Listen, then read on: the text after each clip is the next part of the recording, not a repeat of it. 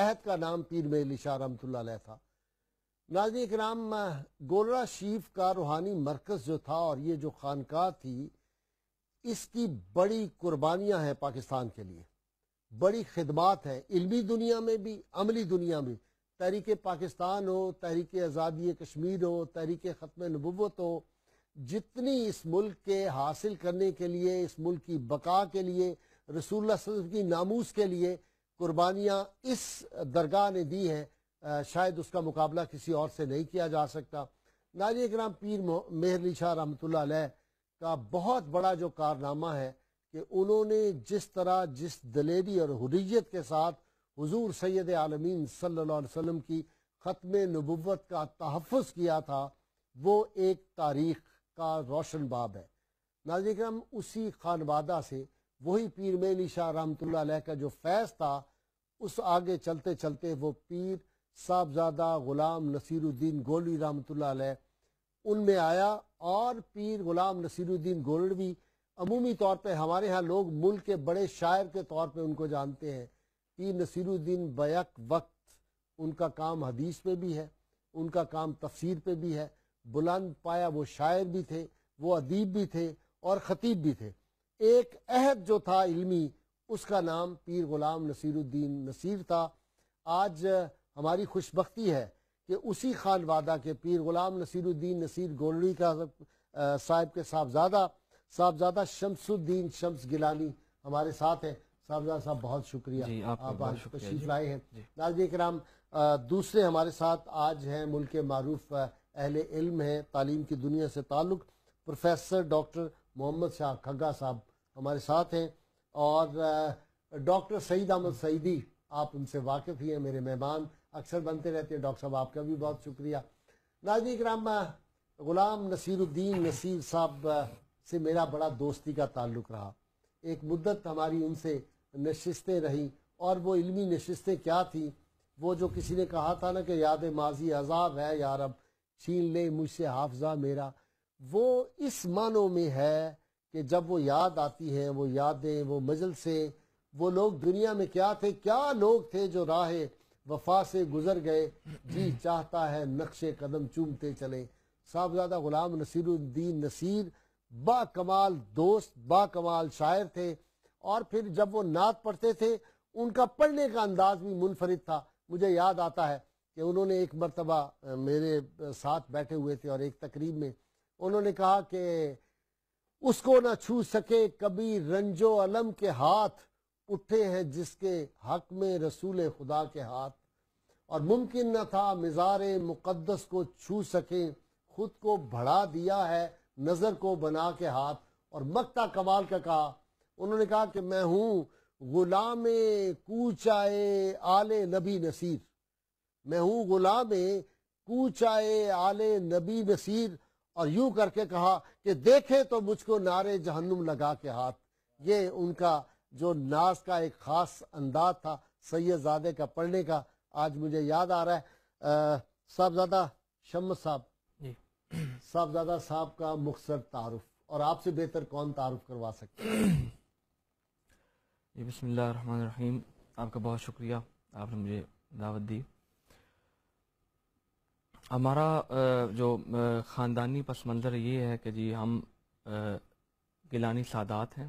جی، ہم حضرت عبد القادر گیلانی رضی اللہ تعالیٰ عنہ، ان کے بڑے صاحبزادے سید عبد الرزاق گیلانی رحمۃ اللہ علیہ کے کی اولاد ہیں۔ سید عبد الرزاق گیلانی کے آپ جی اولاد، یہ چھوٹے تھے سید عبد الوہاب سے؟ جی جی جی، تو ان کے ہے جی۔ پھر ہمارے خاندان کا جو علمی پس منظر وہ آپ خوب واقف ہی ہیں جی، کہ میرے پردادا قبلہ پیر میاں علی شاہ صاحب علیہ رحمت نے ہر باطل قوت کا مقابلہ کیا، بڑی خندہ پیشانی کے ساتھ مقابلہ کیا، بالخصوص جب فتنہ قادیانیت سر اٹھا رہا تھا، تو اس کی سرکوبی کے لیے میرے پردادا قبلہ پیر میاں علی شاہ صاحب نے علمی اور عملی میدان میں آ کر اس کا کلا کما۔ آپ بادشاہی مسجد میں خود آئے، جی آئے بنارے پاکستان۔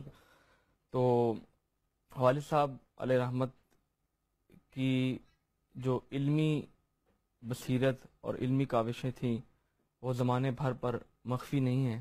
اچھا یہ بتائیں کہ ویسے ان کی تعلیم کہاں ہوئی صاحبزادہ جی صاحب کی؟ آپ کے انہوں نے جی والد صاحب علیہ رحمت نے ادھر درگاہ پر ہی بھی پڑھا اور پنڈی جاتے تھے. مولانا فتح محمد مرحوم رحمۃ اللہ علیہ وہ ان کے استاد گرامی تھے. ٹھیک. تو ان سے وہ منشی فاضل کا کورس مکمل وغیرہ کیا. جی فارسی بھی گھر میں ہی پڑھے ایک طرح سے؟ جی گھر میں ہی، گھر یا گھر کے ساتھ ہی بس، یعنی راول پنڈی نزدیک ہی ہے نا جی، ادھر ہی جاتے تھے روز تو پڑھتے تھے اور مکمل انہوں نے درس نظامی مولانا فتح محمد صاحب سے.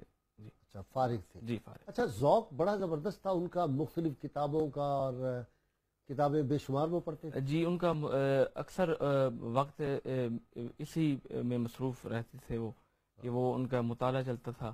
کبھی فقہ پڑھے ہیں، کبھی شاعری حدیث بھی پڑھے ہیں، کبھی شاعری چل رہی ہے. اچھا بابو جی نے کے ساتھ زیادہ وقت گزرا ہے؟ جی بابو جی کے ساتھ ان کی ایک روحانی ایک ان کی لگن تھی، اور میرے پردادا نے ان کے اوپر محنت بھی بہت کی تھی. قبلہ بھی ان کے یہ خاص جو ان کا ایک علمی جاو جلال ہے، یہ قبلہ بابو جی کی ہی بدولت ہے. انہوں نے بہت کاوشیں کی، انہوں نے ہر طرح کی معاونت فرمائی اور سختی بھی فرمائی. اچھا یہ سختی کی باتیں آپ سے سنیں گے. جی سختی. اچھا جی ڈاکٹر صاحب علمی کام آپ کا بہت ہے، صاحبزادہ غلام نصیر الدین کا. بسم اللہ الرحمن الرحیم.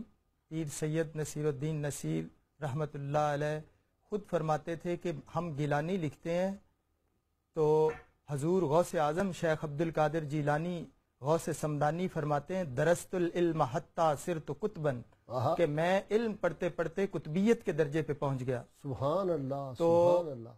میرے دادا جیسے بات ہو رہی تھی کہ دادا نے تربیت کی، وہ کہتے ہیں کہ انگلی پکڑ کے مجھے جو ہے نا ہر محافل میں، اگرچہ میری اس وقت عمر چھوٹی تھی 6 برس کی، اور فرماتے یہ ہمارے اسلاف کا طریقہ ہے، جیسے حضور اکرم صلی اللہ علیہ وآلہ وسلم کو آپ کے دادا جی ہاشمیوں کی محافل میں لے کے جاتے تھے، آپ کی عمر اگرچہ چھوٹی تھی، تو میرے دادا جی بھی اسی طرح انہوں نے مجھے چلایا.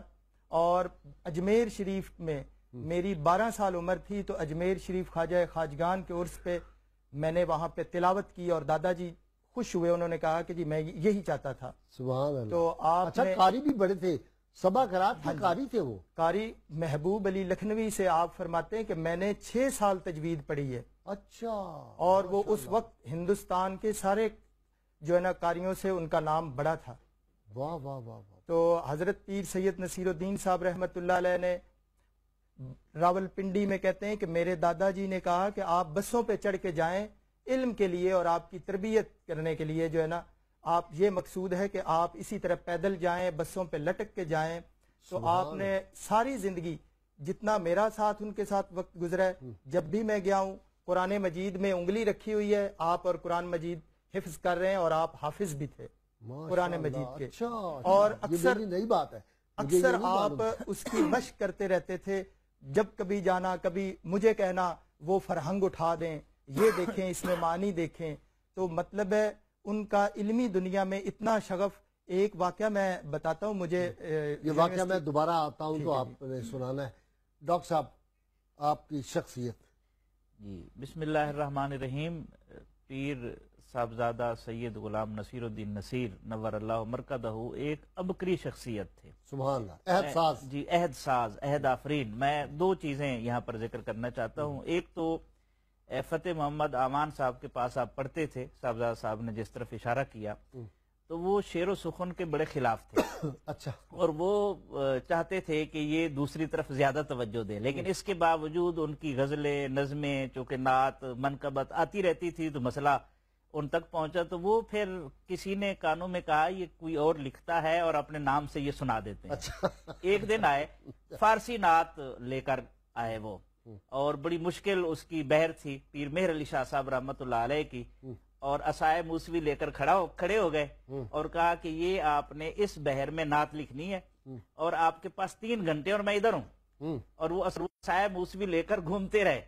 اور جب صاحبزادہ صاحب نے وہ نعت لکھی تو ان کی کیفیت جو ہے وہ دگرگوں ہوئی، اور کہا بیٹا میں مان گیا تجھے لیکن یہ ہے کہ اپنی تعلیم کی طرف توجہ دو. اچھا جی صاحبزادہ صاحب، آپ سنانے لگے تھے کہ سختی بھی حضرت بابو جی رحمۃ اللہ علیہ فرماتے تھے، تعلیم میں کوئی نرمی نہیں کی. جی بالکل ایسے ہی ہے جی.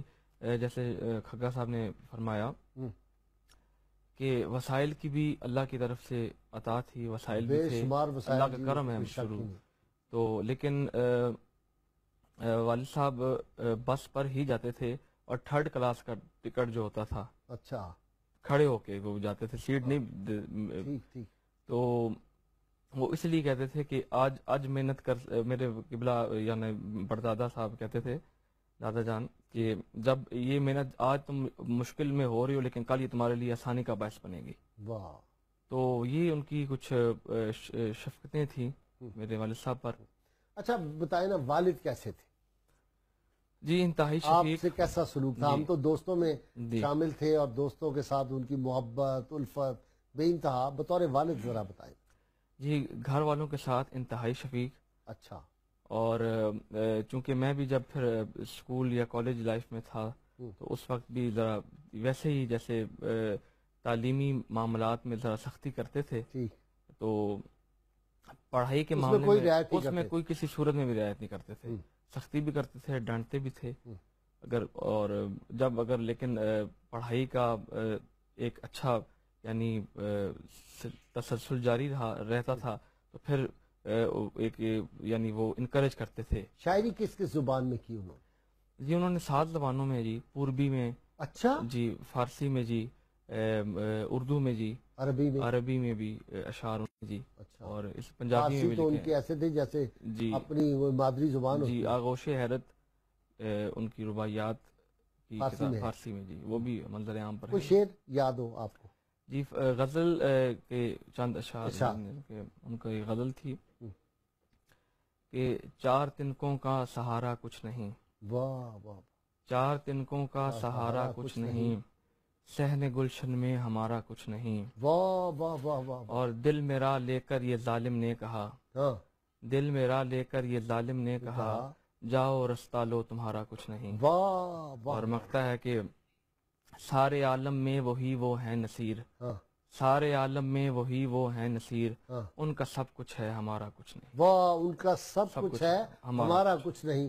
ناظرین کرام، مختصر سی بریک اور صاحبزادہ نصیر الدین کی باتیں، یادیں، یہ خوشبودار باتیں ہیں، خوشبودار یادیں ہیں. ہمارے ساتھ رہیے.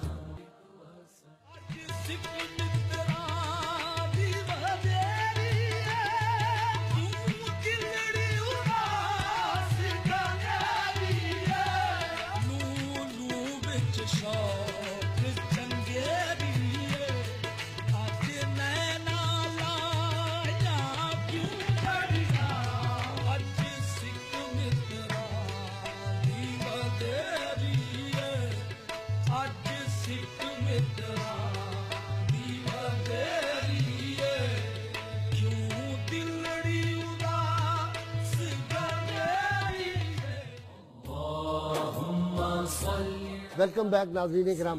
ناظرین کرام، وقفے میں مجھے جوائن کیا ہے ڈاکٹر معین نظامی صاحب. آپ ان سے واقف ہیں.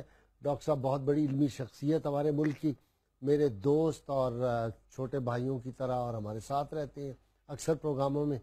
تو ڈاکٹر صاحب نے جوائن کیا کیونکہ آج میں چاہ رہا تھا کہ صاحبزادہ غلام نصیر الدین صاحب سے جن لوگوں کی ملاقاتیں رہیں، ان کے حلقہ احباب میں جو لوگ تھے، نیاز مندوں میں تھے، ان کو ہم زیادہ سے زیادہ شامل کریں. ڈاکٹر صاحب ویلکم. بہت آپ ساتھ تشریف لے آئے. جی ڈاکٹر کھگا صاحب، غزل کے شعر صاحبزادہ صاحب کے یاد آ گئے. ڈاکٹر صاحب آپ کی بھی نظر، صاحبزادہ آپ کی بھی نظر، کہ آج مل کر نہ ان سے بھی کچھ بات کی، ہائے مجبوریاں میرے حالات کی، اے نصیر ان کو اپنا بنا لیں گے ہم، کوئی صورت تو نکلے ملاقات. جی واہ جی واہ. پیر سید نصیر الدین صاحب رحمۃ اللہ علیہ ایک روحانی خانقاہ کے بڑے بزرگ تھے، لیکن شاعری بھی ان کا ایک فن تھا. شاعری میں وہ خود ایک بار انہوں نے بات کی کہ میں انڈیا میں دہلی میں گیا تو وہاں کے دہلی والوں کا انداز ہے کہ وہ کسی کو خاطر میں نہیں لاتے. میں نے وہاں پہ نام لکھوایا اور وہ کہنے لگے ایک پنجاب میں رہنے والا پنجابی باپ کا بیٹا یہاں پہ دہلی میں کیا شعر کہے گا. تو وہاں پہ وہ کہتے ہیں کہ میں نے جب وہ مشاعرہ پڑھا تو دہلی والے اپنی سیٹوں سے اچھل کے داد دے رہے ہیں. وہ کہتے ہیں واہ، ایک پنجاب کا رہنے والا اور دہلی کے سارے تیوروں سے واقف ہے اور لکھنوی انداز سے بھی وہ ایک میں بھی آپ شعر پڑھنا چاہوں گا. ارشاد ارشاد. وہ کہتے ہیں کہ جی میں نے وہاں پہ یہ غزل پڑھی. سنا ہے کھل گئے تھے ان کے گیسو سیر گلشن میں, صبا تیرا برا ہو تو نے مجھ کو بے خبر رکھا. واہ واہ واہ واہ واہ, سبحان اللہ, کیا تخیل ہے جی, واہ واہ واہ. کیا انداز ہے. وہ کہتے ہیں کہ جی تمام عمر حسینوں کو ٹوٹ کر چاہا, انہوں نے نام ہمارا لیا لیا نہ لیا. واہ, یہ ولی دکنی کی زمین میں انہوں نے بتایا کہ سلام شوق کیا جب کوئی ملا ہم کو, جواب چاہے کسی نے دیا دیا نہ دیا. واہ واہ واہ واہ. تو وہ انہوں نے پنجابی میں بھی کہا, فارسی کا تو ان کا ایک اپنا رنگ ہے. میں ایران میں گیا تو وہاں پہ میں نے پیر سید نصیر الدین صاحب رحمۃ اللہ علیہ کا ایک افتتاحیہ میں ایک شعر پڑھا, تو وہاں پہ ایرانیوں نے کہا کہ ان مولے بیدل, کہ یہ بیدل دہلوی کا جو ہے شعر ہے. تو میں نے کہا نہیں, یہ حضرت پیر سید نصیر الدین صاحب رحمۃ اللہ علیہ اسلام آباد میں جو شاعر ہیں ان کا ہے. ان کی تو کوئی کتاب بھی ہے وہاں پہ, کورس میں بھی شامل ہے وہ صاحبزادہ صاحب کا کلام. بالکل, وہ کچھ جو ہے نا وہ یہاں پہ رہے ہیں ڈاکٹر محمد حسین تسبیحی صاحب, انہوں نے یہ مجھے بتایا تھا کہ کچھ رباعیات آغوش حیرت سے لے کے جو ہے نا شامل ہے, تو وہاں پہ ہم نے ابتدائی طور پہ نصاب میں رکھی ہوئی ہیں. جو ڈاکٹر صاحب ویسے ایک بات ہوئی, صاحبزادہ صاحب کے ساتھ زیادتی ہو گئی کہ وہ بطور شاعر ان کا بہت زیادہ تعارف ہو گیا اور ان کا علمی کام جو تھا وہ ذرا چھپ گیا. حالانکہ علمی کام دیکھے نا ان کا کتنا زبردست ہے. بھائی صاحب, آپ کے جو جد اعلیٰ تھے حضرت پیر سید مہر علی شاہ رحمۃ اللہ علیہ, جی, ان میں اللہ تعالیٰ نے جو بے مثال خصوصیات اکٹھی کر رکھی تھیں, ان سب کا بہترین اظہار اگلی نسل میں ہم پیر سید نصیر الدین نصیر رحمۃ اللہ علیہ میں وہ فیض ابھی تک جاری, سارے کا سارا فیض. اس میں بچپن ہی میں ان کے ذہن نشین یہ کر دی گئی تھی بات کہ اصل عزت علم کی ہے اور اس پر عمل کی ہے. چنانچہ انہیں حصول علم کے لیے اتنی تکالیف کا سامنا کرنا پڑا جو اختیاری تھی, فقر اختیاری. ٹھیک, یہی سبب ہے کہ ہم دیکھتے ہیں کہ ان کی ساری عمر گزری ہے علم سے وابستگی میں اور اہل علم کی قدر شناسی میں. یہ آپ نے کیا بات اور مثال اہل علم کی قدر, وہ عزت بخش آدمی. بالکل بالکل, یعنی گوہر شناس جس کو کہا جا سکتا ہے نا, کوئی اپنے فن میں کامل ہے, اس کو وہ نہ صرف جانتے تھے بلکہ اس سے رابطہ رکھنے میں فرق محسوس کرتے تھے. حافظ محمد افضل فقیر رحمۃ اللہ علیہ, سراج منیر, حافظ مظہر الدین صاحب حفیظ طائب رحمۃ اللہ علیہ, اور مختلف خطاط جو ہیں, ڈاکٹر ظہور اظہر صاحب رحمۃ اللہ علیہ. جی بالکل بالکل. اچھا جی, یہ آپ بجا فرما رہے ہیں کہ کثیر تعداد ہے عوام الناس کی, اور عوام الناس متاثر ہوتے ہیں شعر و سخن سے. خواص کے حلقے میں بھی ان کا اپنا مرتبہ ہے. اب خواص ہوتے ہیں کم, لیکن ہم یہ دیکھتے ہیں کہ تفسیر میں, حدیث میں, فقہ میں اور فتویٰ نویسی میں دوسرا معاملہ جو بہت قابل ذکر ہے ان کی شخصیت کے حوالے سے, عام طور پر ہمارے خانقاہی یا مدارس کے پس منظر سے جو علماء سامنے آتے ہیں وہ جدید معیارات تحقیق سے آشنا نہیں ہوتے. ڈاکٹر صاحب ایک اور بات بھی اسے شامل کر دیں, جو خانقاہی نظام سے آتے ہیں وہ خانقاہی نظام کی جو کچھ کمزوریاں ہوتی ہیں ان کو دیکھ کے آنکھیں کبوتر کی طرح بند کرتے ہیں. نصیر الدین صاحب کا یہ کمال تھا, جرأت اور ہمت کے ساتھ وہ کہتے ہیں ماں بھی پیرزادہ ہیں. یہ کمیاں, یہ ہمارے انڈسٹریاں بنا دی گئی, آپ خانقاہیں حق کی بات کرنے میں اس کا کمال. یہ آسان نہیں ہوتا. وہ جو حق گوئی ہے اور صداقت شعاری ہے اور اپنا موقف حق بے باکی سے بیان کرنے کی صلاحیت ہے, وہ نسل در نسل اس خاندان میں چلی آتی ہے اور اس کا بہترین اظہار انہوں نے. میں نے آپ سے تفصیل سنی ہے, ان سے ملاقاتوں کی. جی ضرور. اچھا جی صاحبزادہ صاحب, معمول کیا تھا, مطلب کس وقت پڑھتے تھے؟ کیونکہ فارسی, عربی, اردو, اور پھر وہ جب شروع ہوتے تھے تو بس چلے جائے, ایسے لگتا تھا ایک سمندر رواں ہے. جی ڈاکٹر صاحب صبح 8 بجے تک اٹھتے تھے اور وہ ناشتہ وغیرہ کر کے جی اس کے بعد وہ نماز پڑھ کے سو جاتے جی, نماز کے بعد پھر 8 بجے اٹھ جاتے تھے, اور اس کے بعد پھر جناب وہ پبلک سے ان سے روز کی ملاقات ہوتی تھی جی, تقریباً 9 سے 11, 8 سے کبھی 9 سے 11 بجے تک. جی اسی دوران وہ سما ہوتا ہے جو گولڈن شریف جی, وہ اسی ٹائم دربار شریف پہ جو ہوتا ہے جی محفل سما جی, تو وہ اپنی بیٹھک بھی صبح ملتے تھے روز مہمانوں سے, زائرین سے. اور پھر کچھ پروگرامز وغیرہ بھی ہوتے تھے، یعنی میلاد شریف کی محفل ہے، کوئی خطاب ہے کہیں، وہاں جانا ہوتا، تو مطالعے کا ان کو جو وقت ملتا وہ رات کے وقت ملتا. اچھا. اور رات کے پچھلے پہر. اچھا جی. جی. اندازاً کتنے بجے اٹھ جاتے تھے؟ 1-2 بجے تقریباً 1-1:15 کے قریب. جی. وہ مطالعہ کرتے، یا کسی وقت ایسا بھی ہوتا کہ 1-1:30 بجے ایک مطالعہ کر کے پھر 3-4 گھنٹے لیٹتے آرام، پھر فجر کے وقت اٹھ کے. جی بہت. جی. اچھا. ان کا اکثر جب بھی ہم جاتے تو وہ کتاب کوئی نہ کوئی کھلی ہوتی تھی، یا فقہ کی، یا حدیث شریف کی، یا قرآن مجید کی تلاوت فرما رہے ہوتے. تو اس قسم کی ان کی مصروفیات تھی. ان کی آواز بھی بہت اچھی تھی. جی خوش الحان تھے اللہ کی. وہ نعت بھی خوب پڑھتے تھے اور غزل بھی خوب آواز سے. جی خوش الحان. اچھا مزامیر پہ بھی ان کو کنٹرول تھا؟ جی شوق تھا. ہارمونیم بھی بجا لیتے تھے. جی شوق تھا. بس قوالی وغیرہ، کیونکہ سلسلہ چشتیہ جو ہمارا ہے جی سلسلہ، کیونکہ اس میں سما ہے، سما داخل ہے جی، تو ان کو ذوق شوق تھا جی اسی کے ساتھ. ڈاکٹر صاحب آپ کو ان کا واقعہ سنانے لگے تھے، پھر میں دوسری طرف چلا گیا. وہ علمی مقام کے حوالے سے اور علماء کی قدر شناسی کے لیے جو ہے نا، وہ مجھے پروفیسر حفیظ طائب صاحب نے اورینٹل کالج پنجاب یونیورسٹی میں کہا کہ جی میں ایک بار اسلام آباد گیا، تو وہاں پہ چونکہ میری دوستی تھی پیر سید نصیر الدین صاحب رحمۃ اللہ علیہ سے، تو میں وہاں پہ گیا تو ان کا معمول جو تھا وہ دروازے بند ہو چکے تھے رات 10 بجے. تو ان کے دربان نے کہا کہ جی اب نہیں مل سکتے. میں نے کہا کہ اب بھی میں نے چلے جانا ہے، اگر آپ صرف یہ بتا دیں کہ لاہور سے حفیظ طائب آئے ہیں، صرف یہ بتا دیں. وہ گلا کرتے ہیں کہ آپ آتے ہیں اور ملتے نہیں. تو انہوں نے جب وہ بتایا تو پیر صاحب اسی طرح تہ بندہ ہوا تھا اور آرام فرما رہے تھے. تو ان کو ڈانٹتے ہوئے کہ آپ کو کسی آدمی کی پہچان نہیں ہوتی کہ ان کو آپ نے باہر کھڑا کیا. وہ جلدی سے وہ مجھے اسی طرح لے کے آئے اور معذرت کی اور کہا کہ علماء کے لیے میرا کوئی معمول نہیں ہے اور آپ کی میں قدر کرتا ہوں. اور پھر ساتھ ہی وہ بات کرنے لگے کہ مدینہ شریف میں جب ملاقات ہوئی تو وہاں پہ احمد ندیم قاسمی صاحب بھی تھے، میں بھی تھا، اور پیر نصیر الدین صاحب بھی. پیر نصیر الدین صاحب رحمت اللہ علیہ نے مجھے کہا کہ حضرت آج یہاں پہ مدینہ شریف میں گنبد خضرا کے سامنے آپ مجھے نعت سنائے. تو وہاں پہ میں نے ایک شعر پڑھا، پیر صاحب کے پرس میں جتنے ریال تھے انہوں نے کہا کہ یہ آپ قبول کریں گے. یہ مجھے حفیظ طائب صاحب رہے. وہ شعر غالباً یہ تھا کہ رہی عمر بھر جو انیس جاں، وہ بسار زوئے نبی رہی، کبھی اشک بن کے رواں ہوئی، کبھی درد بن کے دبی رہی.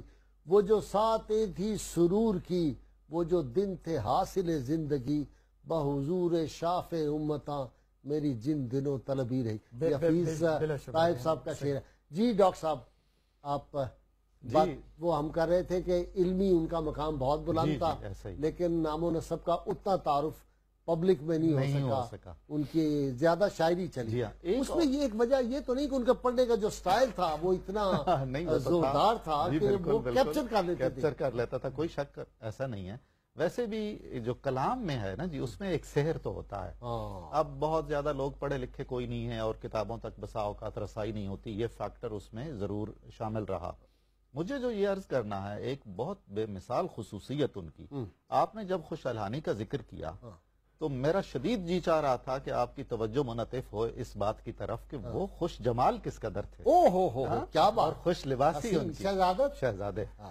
اچھا جناب، انہوں نے اپنی ساری زندگی میں ایسی وسعت فکر کا ثبوت دیا ہے. پاکستان گزشتہ 30-40 سال میں جس فکری انتشار کا شکار ہے اور مسلمانوں میں جس قدر تفرقہ بازی ہو چکی ہے، بعض اوقات بہت ہی معمولی مسائل پر کتنی دوری پیدا ہو جاتی ہے. تو انہوں نے بہت اخلاص سے یہ کوشش کی کہ ان تمام بکھرے ہوئے لوگوں کو اکٹھا کیا جائے اپنی محبت سے. واقعی حقیقت میں نے ان کی یورپ کی تقریریں خود سنی ہے.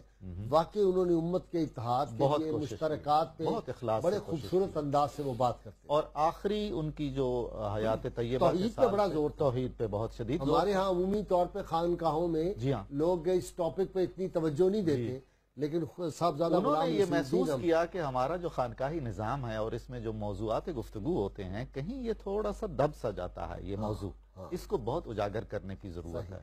انہوں نے اتنے اخلاص سے خانقاہی نظام کو دیکھا اور اس کے بارے میں سوچا کہ مخالفین جو جو اعتراضات کرتے ہیں وہ ان کی غلط فہمی پر مبنی اعتراضات ہیں، لیکن ہم بھی سامنے لا کر دکھائیں تو صحیح کہ ہمارا اصل چہرہ کیا ہے. اور پتہ چلا کہ نعوذ باللہ یہ پیر یہ نہیں ہوتا، یہ تمیز آگے دینے والے یا کوئی انپڑھ ہوتے ہیں، پیروں کا یہ علمی مقام. بالکل ایسا ہے. اچھا جناب، جو آدمی ان کو نیک نیتی سے دعوت دیتا تھا اس کے پاس چلے جاتے تھے اور ان پر بہت زیادہ جو اعتراضات کیے گئے. غازی صاحب، جو آدمی مقلد محض ہوتا ہے وہ سٹیٹس کو کا عادی ہوتا ہے اور وہ ہی برقرار رکھنا چاہتا ہے. وہ علمی سطح پر اور عملی اور فکری سطح پر اسی ایک چیز کے تقلید جامد کے خلاف تھے. چنانچہ سید سیدہ کی شادی اس پہ جو انہوں نے لکھ چھوڑا ہے، اور میں تو ان کے موقف کا حامی ہوں. سچی بات یہ ہے. اچھا، ہمیں یہ رسم بھی اپنانی چاہیے کہ ایک علمی اختلاف کو علمی اختلاف ہونا چاہیے، اسے ذاتی اور شخصی اختلاف نہیں بننا چاہیے. میں تو جناب فیضان سمجھتا ہوں ان کی شخصیت پر حضرت نصیر الدین چراغ دہلوی کا بطور خاص. حضرت نصیر الدین چراغ دہلوی رحمۃ اللہ علیہ کو اپنی زندگی میں بہت تکالیف اٹھانی پڑی، طرح طرح کے اعتراضات کا سامنا کرنا پڑا. انفارچونیٹلی وہی صورتحال انہیں بھی درپیش رہی، لیکن ان کا عزم اتنا راسخ تھا اور ان کا ارادہ اتنا قوی تھا کہ انہوں نے ایک لمحے کے لیے بھی اپنے کسی بھی موقف سے پیچھے ہٹنے کا نہیں سوچا.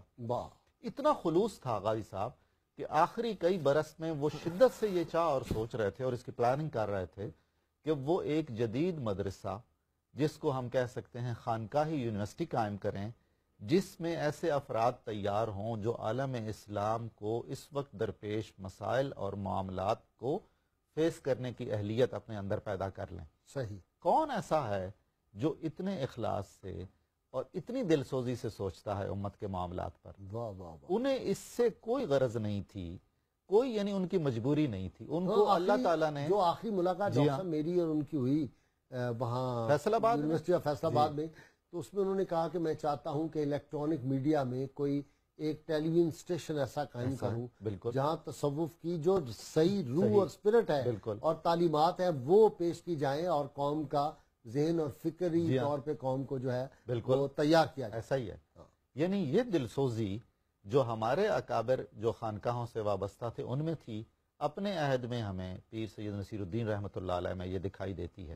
بہت ایسا ہی ہونا چاہیے ہمارے خانقاہوں سے پیدا ہونے والے نوجوانوں کو، کہ وہ علم میں، عمل میں، عشق میں، فنون لطیفہ سے وابستگی میں اور تصنیف و تالیف میں اس درجے پر ہوں کہ دنیا مانے کہ یہ وہ نظام تھا.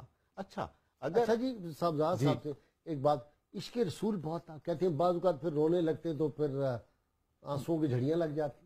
جی، سرور کائنات صلی اللہ علیہ وسلم سے آپ کا والہانہ عقیدت، محبت اور اجزا، اسی ذوق میں، اسی شوق میں پھر آپ دیکھ لیں کہ ان کے نمونہ کلام نعتیں دیکھ لیں. عشق رسول ایک ایک شعر سے جی ہر شعر سے چھلکتا تھا. جی، اور کافی مرتبہ میں نے خود دیکھا کہ آپ دیدہ بھی ہو جاتے تھے اور آپ پر کیفیت طاری ہو جاتی. سما میں خاص طور پہ جی، سما میں بھی اور سما کے علاوہ بھی کچھ اشعار خود پڑھتے تھے یا اساتذہ کے پڑھتے تھے کوئی بھی، یا اس میں کیفیت ہو جاتی تھی. آپ جامی کو بہت زیادہ پڑھتے تھے؟ جی، عبد الرحمن جامی علیہ رحمت کو بھی پڑھتے تھے، مرزا بیدل کو بہت پڑھتے تھے. مرزا بیدل کے عاشق؟ جی، وہ ان کے بہت فین تھے. جی، میری ان کی دوستی جو تھی نا ڈاکٹر صاحب، وہ اسی پہ ہوئی کہ وہ شعر میں نے پڑھا کہ دنیا اگر دہند نہ جنبم ز جائے خیش، من بستام ہنائے کنات باپائے خیش.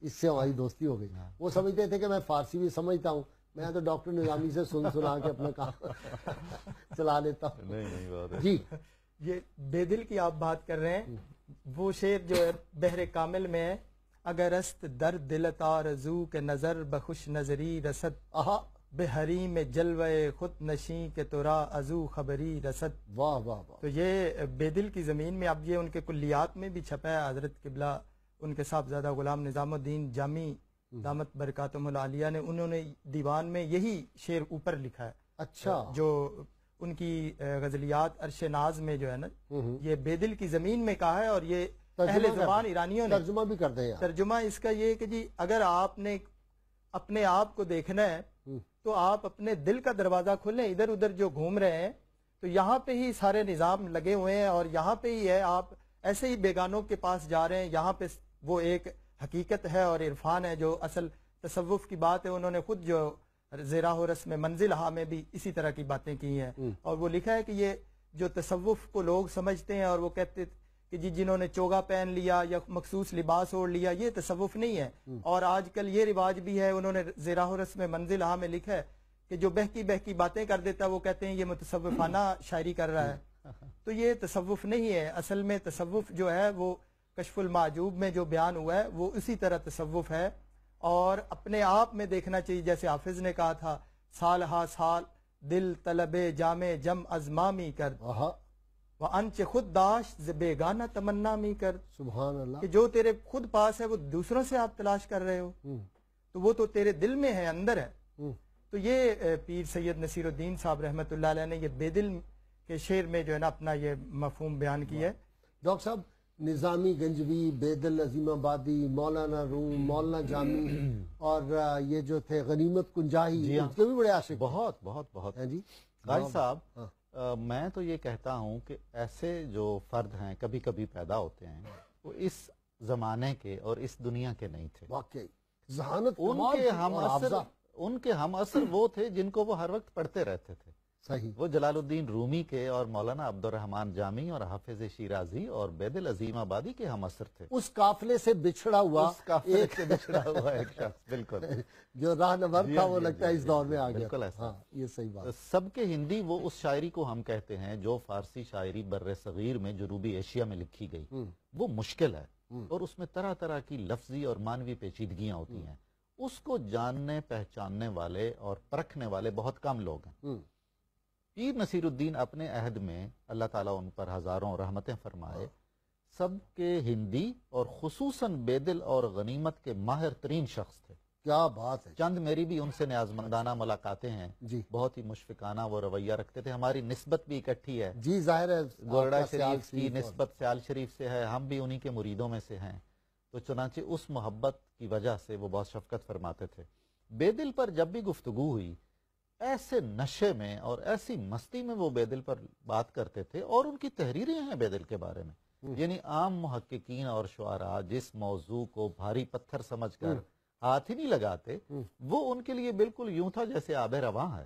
ان کی طبیعت شاعری میں بھی رنگ بیدل میں ایسے کارہائے نمایاں سر انجام دیتی تھی، اور نثر میں بھی ایسا عمدہ لکھا انہوں نے بیدل شناسی میں، بیدل کی تفہیم میں۔ اچھا ڈاکٹر صاحب، تربیت بھی ایک ان کا انداز تھا۔ میرا بیٹا انس غازی جو آج کل سیکرٹری ہائی کورٹ باہر کا، یہ کسی پنڈی ان سے ملاقات ہوئی، کوئی کیس تھا، تو اس میں پھر کافی اس کی ملاقاتیں رہیں، تو اس کو کہتے ہیں کہ اوے میرا گجر یہ کہ پیو ہار کوئی شیر بھی آمدے کیا بات۔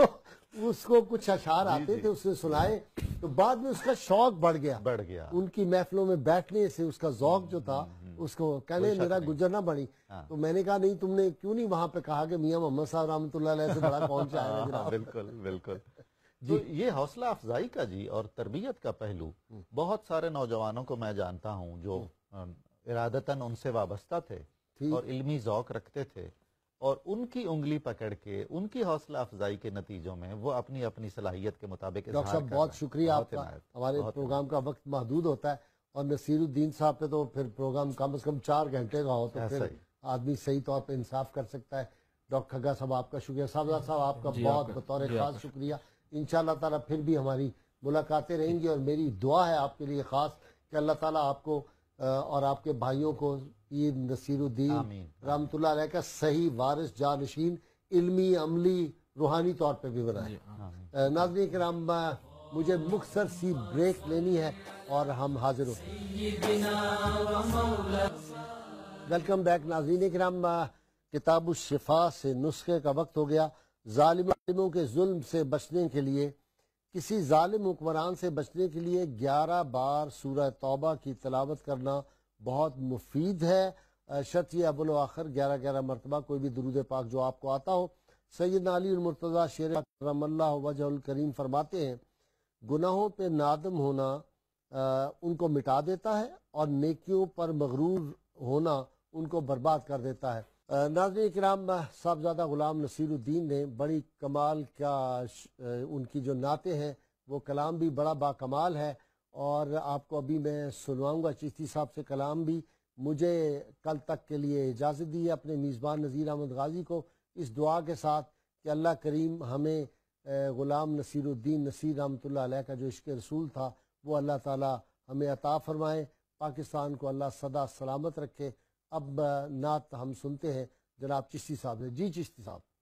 میری زندگی کا تجھ سے یہ نظام چل رہا ہے، میری زندگی کا تجھ سے یہ نظام چل رہا ہے، تیرا آستاں سلامت میرا کام چل رہا ہے، تیرا آستاں سلامت نہیں عرش و فرش پر ہی تیری عظمتوں کے چرچے، نہیں عرش و فرش پر ہی تیری عظمتوں کے چرچے، تہ خاک بھی لحد میں تیرا نام چل رہا ہے، تہ خاک بھی لحد میں وہ برابری کا تو نے دیا درس آدمی کو، وہ برابری کا تو نے دیا درس آدمی کو، کہ غلام ناکا پر ہے تو امام چل رہا ہے، کہ غلام ناکا پر ہے، کڑی دھوپ کے سفر میں نہیں کچھ نصیر کو غم، کڑی دھوپ کے سفر میں نہیں کچھ نصیر کو غم، تیرے سایہ کرم میں یہ غلام چل رہا ہے، تیرے سایہ کرم میں یہ غلام چل رہا ہے، میری زندگی کا تجھ سے یہ نظام چل رہا ہے۔ اللہم صلی علی سیدنا و مولانا محمد وعلی سیدنا علی و سیدتنا فاطمہ و سیدتنا زینب و سیدنا حسن و سیدنا حسین وعلی آلہ و صحبہ و بارک وسلم۔